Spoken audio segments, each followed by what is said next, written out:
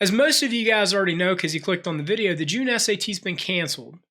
What does that mean for you? Well, the SAT's announced some bold plans to help those of you left in the lurch, particularly you juniors, who couldn't test in April. Many test sites were closed, and all the May and June folks who just completely missed the test date.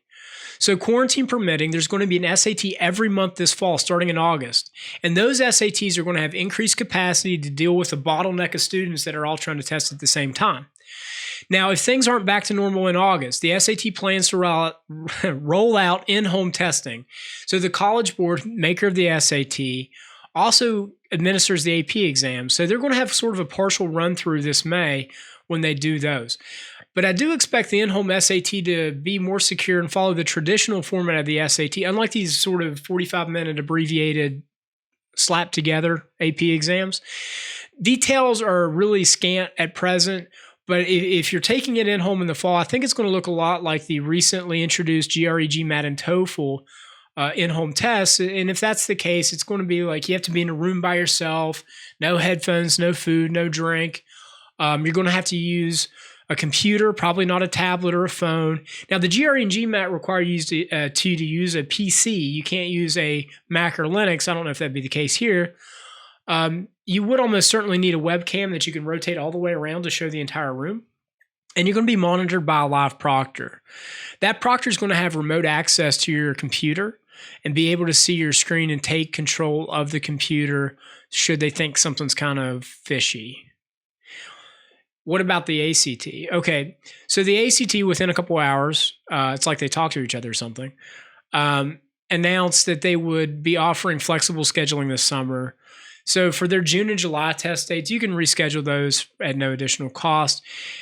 Logistically speaking, they're on-campus testing. They're on-campus solution, where basically where you take the ACT on a college campus. Gives you an easier time dealing with overflow. So because they can expand more into the college campuses, they shouldn't have as much of an issue. They also said they'd be ready for in-home testing later in the fall if they needed it. Again, at present, you can reschedule any June or July test date for the ACT without cost. And as far as we know, the June 13 test date is proceeding as scheduled.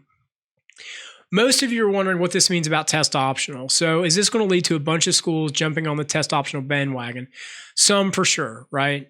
The New York Times said that they've seen 24. My count's over 30. Go test optional for at least 1 year. Most of it's on a trial basis. But I don't think we're at this tipping point where colleges run to it en masse.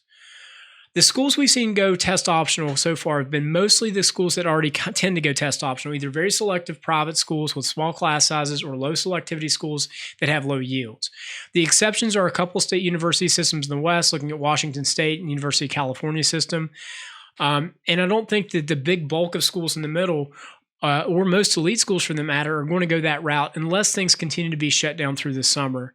At the end of the day, those colleges still want to use the test, whether it's for good or for ill.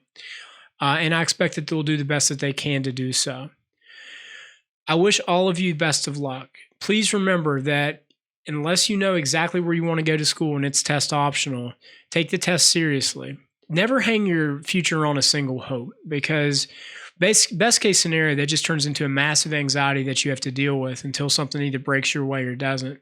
Worst case scenario, you suffer the adverse effects. Thank you, and again, good luck and have a great day.